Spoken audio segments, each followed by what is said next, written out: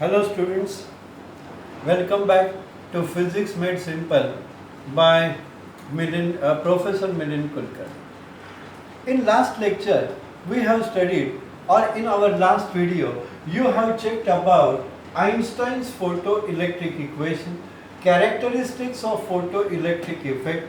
Based on Einstein's photoelectric equation, we have defined what is photon, we have studied the characteristics of a photon. Well, fine, good. But where we are going to use this photoelectric effect? See, any invention which has got the practical value or which can be used in our day-to-day life, it has got the sustainability. Otherwise, every research or every invention will only have the shelf value. And we know that the need is the mother of every invention. So because we were needing something, we have invented or we have discovered so many new techniques, so many new things in the fields of science. Though it is said that need is the mother of every invention, let me tell you, almost every invention was accidental. Almost every invention was accidental. Now, coming back to our topic, the applications of photoelectric effect. The major application of the photoelectric effect is to design or to form or to make a photo cell. That is the basic primary application of photoelectric effect, and that is the photocell. Now, what is a photocell?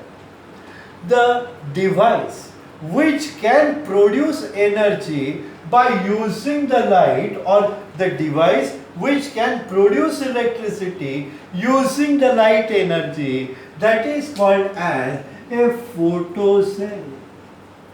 The device which can produce or which can generate electricity by using the light energy, it is called as a photocell. It is a very simple device. It is a very simple device in which there is the two electrodes are there. One electrode is a cathode electrode and the second one is the anode, which is a platinum rod or a platinum wire. Now this cathode is coated with the photosensitive material. The cathode in this photocell is coated with the photosensitive material, and it is provided with a pin. It is provided with a pin, that is either the cathode as well as anode, they are provided with the pins. Now they are mounted on a particular platform, which is in turn is placed or is what you can say mounted on the evacuated glass tube. This is the evacuated glass tube. This is the cathode. This is anode. Now, whenever the light of a particular frequency passes through the glass and strikes strikes cathode, then it forms or it emits out electrons, and as a result the energy is developed or the photocurrent is developed. Now this cathode and anode, they are connected to the external source, that is the battery, and from where which is ultimately connected to a milliampere, in which the current developed because of photo emission can be measured. This is the simplest form, or this is the diagrammatic representation of a photocell, in which there is a cylindrical cathode, which is coated with the photosensitive material. There is an anode, which is usually a platinum wire or a platinum rod. This entire assembly is placed in an evacuated glass tube, and the connections or the pins of the cathode as well as anode, they are connected to the milliammeter. When a light of a particular frequency, or when the light strikes this photosensitive material coated cathode, it starts emitting out the photons, or you can say the photoelectrons, and as a result the current is established. Now, where we can use this photocell? There are n number of applications of photocell. That is, the first one is the basic, that is used in solar lighting. The first is used in solar lighting, that is the street lighting. Multiple photocells are placed on a tray, and their cathodes are exposed to the solar radiations, and the energy developed is stored, electricity is stored in absence of sunlight, that is during the night time. This can be used as the solar bulbs or the solar lamps for street lighting, for lobby lighting, or even for household purposes. This is the first thing. Now, the second is, you can say it is used as the lux meter. It is used as a lux meter. Now, what is lux? It is in your 11th standard, in your first chapter of physics, that is the measurements or the world of physics. There you have studied the fundamental physical quantities and the derived physical quantities, in which you have studied that candela and the lux. The lux is the unit of the intensity of the light.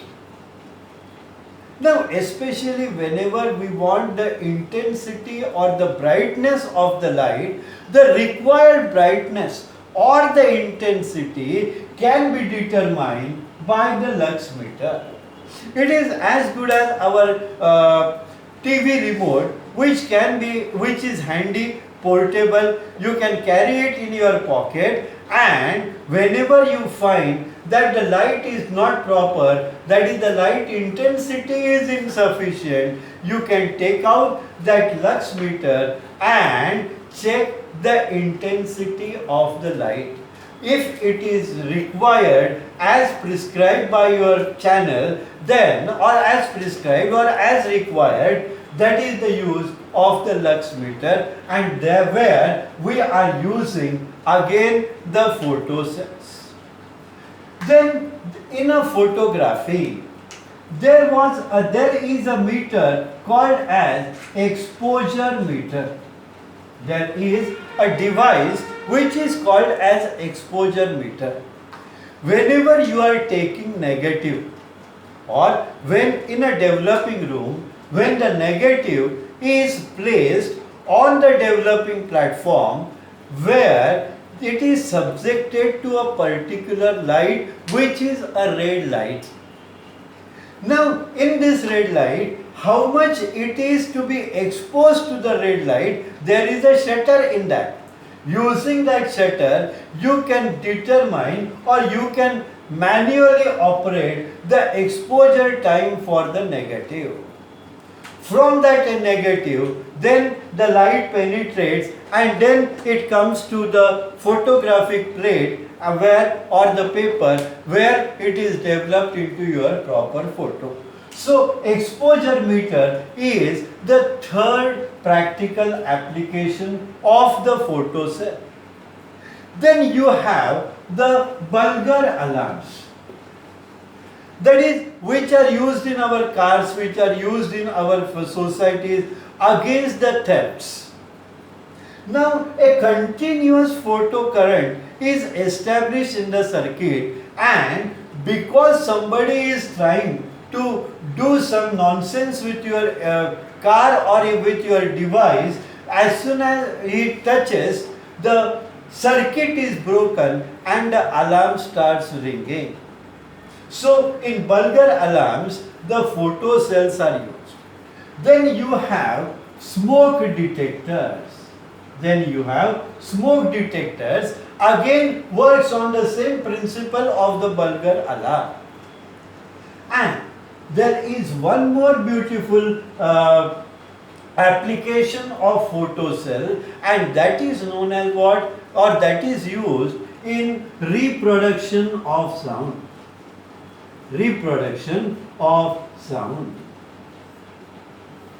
Now in this reproduction of sound, this is a technique where the sounds are embossed on the film. That is what we call as reproduction of sound. So today we have seen what are the applications of photoelectric effect, what is the photocell, how it can be used in our day-to-day life. Then there will be the question, that is, explain the construction and working of a photocell.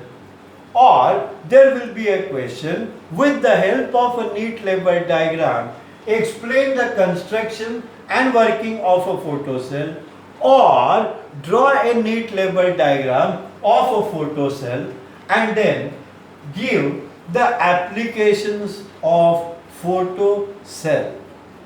Is it clear? Thank you very much.